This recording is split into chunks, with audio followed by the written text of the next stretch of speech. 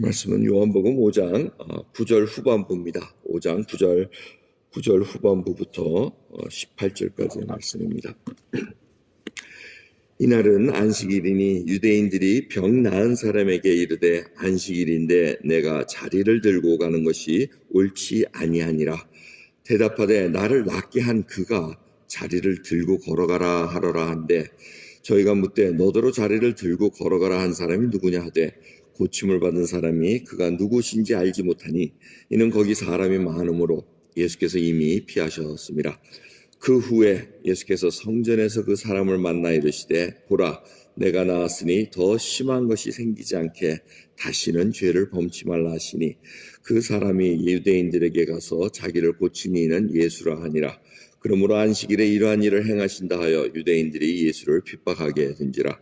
예수께서 저에게 이르시되 내 아버지께서 이제까지 일하시니 나도 일한다 하시매 유대인들의 일을 인하여 더욱 예수를 죽이고자 하니 이는 안식일만 범할 뿐 아니라 하나님을 자기의 친아버지라 하여 자기를 하나님과 동등으로 삼으심이로라. 아멘. 베데스다에서 38년 된 병자를 주님께서 고치십니다. 그리고는 이 병자가 주님의 말씀대로 자기가 누워있던 자리를 들고 걸어가는데 이제 유대인들이 바리새인들이 종교 지도자들이 보고 네가 지금 안식일을 범했다 이겁니다. 이들이 만든 그 법 조항에 안식일을 지키라는 이 말씀 속에서 자기들이 조항을 만든 것이 많습니다. 뭐 불을 지피지 말라든가 또 몇 리 이상은 걸어가지 말라든가 아니면은 영업을 위해서 뭐를 노동을 하지 말아야 된다. 이런 세부 조항들이 있었습니다. 이 사람이 걸린 건 어디냐면 영업행위를 위해서 들고 가는 그런 노동에 걸린 겁니다. 다 따지고 보면 아니지만은 이 사람이 담대하게 따지면 되지만 지금 38년 동안 앓고 있다가 지금 유대인 그 법을 안식일을 범했다고 하니까 이게 지금 덜컥 겁이 난 겁니다. 그래서 이제 주님을 얘기를 합니다. 나를 자리를 들고 가라는 사람이 시켜서 했습니다. 누가 시켰냐 모르겠습니다 하고 이제 이렇게 모면을 합니다. 이 사람 마음이 얼마나 쿵닥쿵닥하겠습니까? 병 나은 거 기쁨을 이렇게 누리기 전에 아이고 이 율법으로 지금 정죄를 받고 있으니 얼마나 마음이 상했겠습니까? 이분의 입장도 이해를 해줘야 될 것 같습니다. 뭐 예수님을 배반하고 뭐 이런 의미는 아니라는 거 여러분 아실 겁니다. 성전에 갔더니 예수님께서 이 38년 앓고 있던 환자를 만나서 얘기를 해주십니다. 보라 내가 나았으니 더 심한 것이 생기지 않게 다시는 죄를 범치 말라. 참 이게 묘합니다. 38년 된 환자에게 더 심한 것이 생기지 않게 더 이상 죄를 범치 말라. 이 얘기는 학자들이 얘기하기를 이 양반이 38년 동안 병에 누워있으면서도 계속 죄를 범했다는 겁니다. 물론 병의 원인이 죄일 수도 있습니다. 이 구절 가지고는 참 판단하기가 어렵지만은 그렇게 해석할 수도 있습니다. 그러면서 더 해석할 수 있는 건 이 양반이 38년 동안 있으면서 계속해서 죄를 범했다고 이렇게 얘기할 수도 있다는 겁니다. 그러니까 이분의 상태가 어떤가 여러분들이 이해가 되실 겁니다. 누워서 블레임하고 정말 불평하고 그래도 내가 낫기만 하면 뭐 이런 소망도 있었을 거라고 우리가 추측해 볼 수가 있습니다.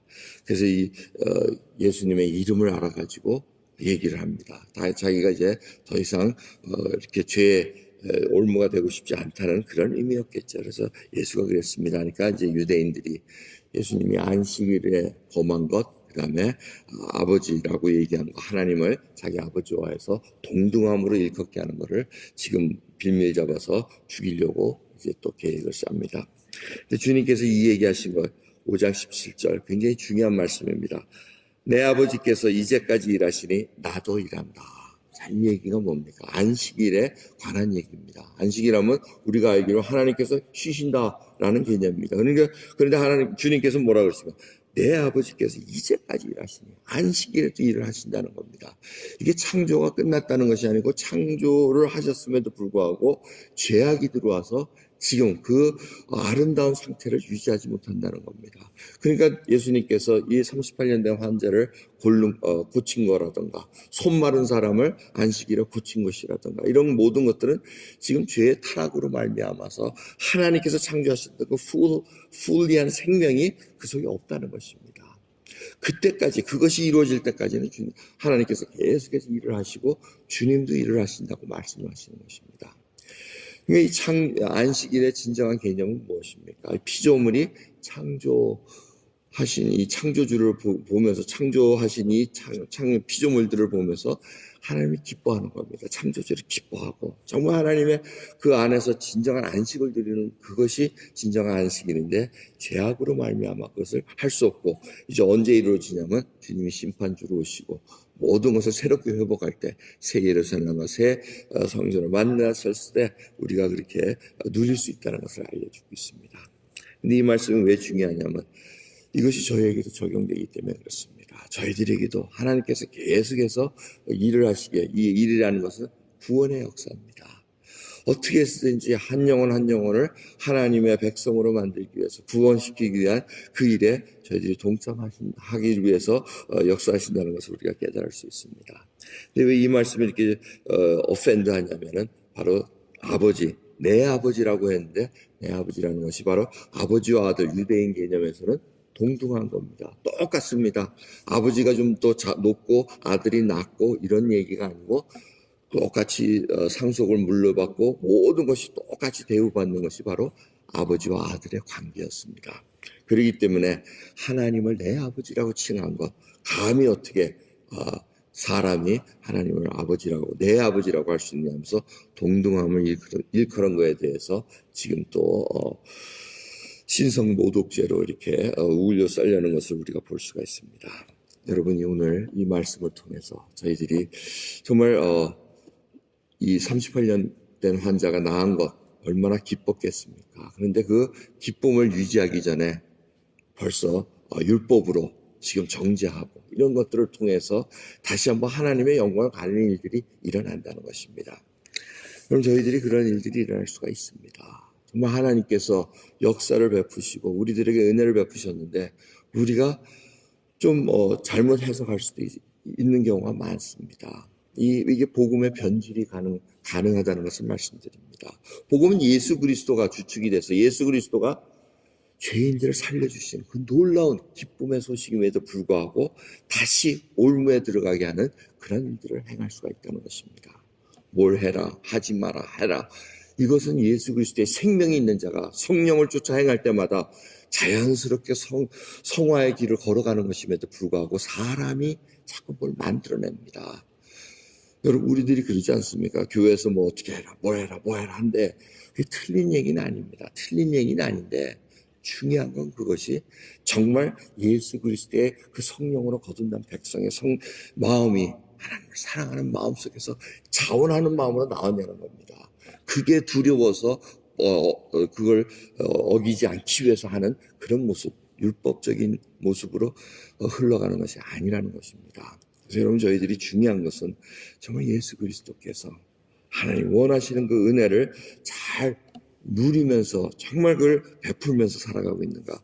주님께서 말씀하신 이분에게 예언 5장 14절 내가 나았으니 더 심한 것이 생기지 않게 죄를 범치 말라고 얘기합니다. 이 더 심한 것은 무엇입니까? 육체의 질병이라기보다는 영원히 정말 부끄럽게 구원받는 거 아니면 정말 이분의 구원이 정말 진정한 구원이 돼서 하나님의 말씀으로 성화의 과정을 걷는 그러한 자가 되어야 된다고 우리가 해석할 수가 있습니다.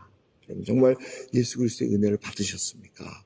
그 은혜로 정말 걸어가셔야 됩니다.